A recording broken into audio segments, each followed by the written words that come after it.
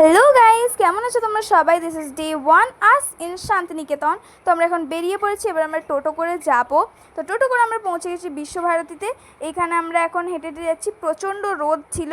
আর তোমাদের এই ইনফরমেশনটা জানা দরকার যে এখানে বড়দের মানে এমনি অ্যাডাল্টদের হচ্ছে 100 টাকা করে টিকিট, আর আমাদের মানে স্টুডেন্টদের হচ্ছে 10 টাকা করে টিকিট। তো আমার 10 টাকা লেগেছে, বাকি সবার 100 টাকা লেগেছে এন্ট্রি ফিস। তো এখানে আমরা চলে যাচ্ছি। ভেতরের কোনো ক্লিপ বেশি তোমরা দেখতে পাবে না, কারণ ভেতরে ক্যামেরা অ্যালাউড ছিল না, ক্যামেরা করা অ্যালাউড ছিল না। এখানে এত জুতো, আমাদের জুতো খুলে ভেতরে ঢুকতে হবে, কারণ জুতো পরে ভেতরে ঢোকার নিয়ম নেই। ভেতরে রবীন্দ্রনাথ ঠাকুরের সব জিনিসপত্র রাখা আছে, অনেক বড় জায়গা। এইখানটায় জাস্ট আমরা ছবি তোলা অ্যালাউড ছিল, এই যে ফুলের এখানটাতে। তো এখানে আমরা একটু ফটো সেশন করেছি। আর এখানে এই যে গাড়িটার সামনে ওটা ভিনটেজ কার। তারপরে এরকম একটা গাছগুলো গোল গোল করেছিল, তার টানেলের মধ্যে দিয়ে, গাছের টানেলের মধ্যে দিয়ে আমরা চলে যাচ্ছি। এখানে ছাওয়া আলো আধারি টাইপের ছিল। আর পেছনে তোমাদের দেখাচ্ছিল মাম্মা যে এইখানে একটা বট গাছ ছিল। আর যেই বট গাছটা তোমরা এক্ষুনি দেখতে পাচ্ছিলে সেইটারই একটা ঝুড়ি ধরে মাম্মাম এখন দোল খাচ্ছে। এখানে অনেকেই দোল খাচ্ছিল আর মামামকে সবাই দেখছিল। মামামের অনেক সাহস। আমি ট্রাই করিনি, কেন কি হাত পাত তারপরে লাল হয়ে যাবে, ভাই থাক। তারপরে মামা এখানে দোল খেয়েছে অনেকক্ষণই। তারপরে এখানে একটু ফটো সেশন করে আমরা বলি যে কাজকর্ম পরে হবে, আবার ঘোরাফোরা পরে, এখন খেয়ে নিই। খুব খিদে পেয়েছিল। সকাল 8টার সময় খেয়েছিলাম, আগের ব্লগে যেরকম তোমরা দেখতেই পেয়েছো। তো আমরা এসেছিলাম কৃষ্ণাদির ঘরোয়া খাবার বলে একটা হোটেলে, যেখানে আমাদের যে টোটো চালাচ্ছিলেন যিনি, সেই আমাদের নিয়ে আসেন। আর খুব ভালো খাবারের কোয়ালিটি। তোমাদের দেখাচ্ছি কী কী দিয়েছিল। এখানে একটা আলু পোস্ত তরকারি, একটা আলু ফুলকপির তরকারি, ওটা ভ্যারি করে, একটা ডাল, চাটনি, তার সাথে টক দই, চিনি চাইলে দিয়ে দেয়, আর পাঁপড়, আর একটা পালং শাকের তরকারি, যেটা অসাম ছিল। অনেকটা পরিমাণ ভাত দেয়, আবার রিফিল করতেও আসে, ডাল সব তরকারিও আবার দিতে আসে। জাস্ট দইটা আর দেয় না, আর ওটা মিলের মধ্যেও পড়ে না, ওটা জাস্ট এমনি দেয়। আর এখানে তারপরে খাওয়া দাওয়া শেষ করে আমরা চলে এসেছিলাম শিল্পগ্রাম।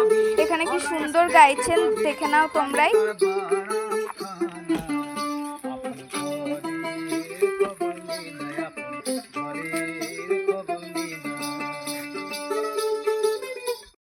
তো এখানে গান শুনতে শুনতে আমরা বাইরেটা এই যে তোমাদের দেখাচ্ছি, খুব সুন্দর ছিল সিনারিটা। এখানে একটা লেক টাইপের ছিল।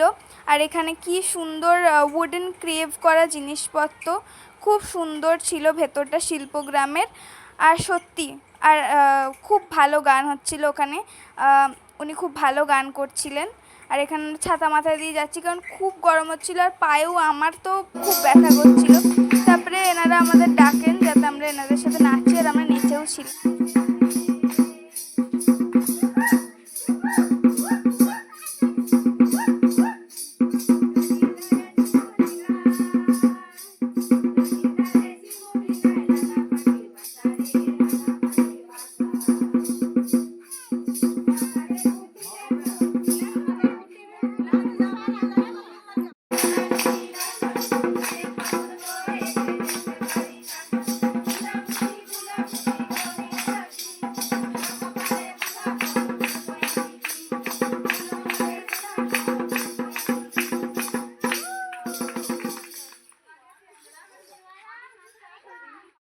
তারপরে তোমরা দেখতে পাচ্ছ আমরা এখানে চলে এসেছি একটা, এখানে খুবই আমরাই শুধু ছিলাম।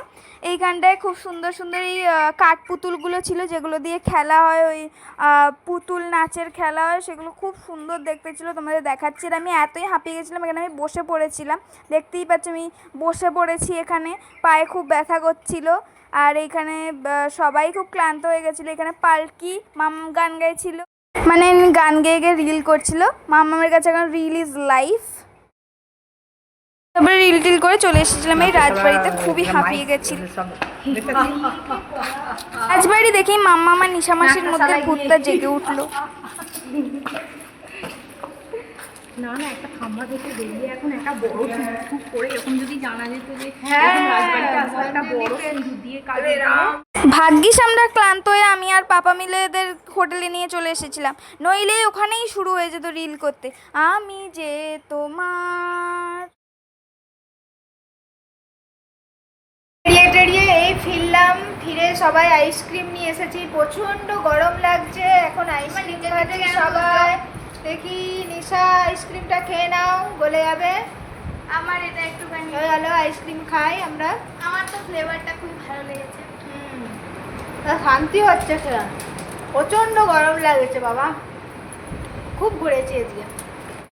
দাঁড়াও, ইনি বলছে যে ভালো লাগছে আইসক্রিম খেতে, ইনি কোনোদিন আইসক্রিম খায় না কিন্তু সিঙ্গার, একেই বলে ঠেলার নাম বাবাজি। তো বাই গাইস, পরের পার্টে দেখা হবে, বাই বাই।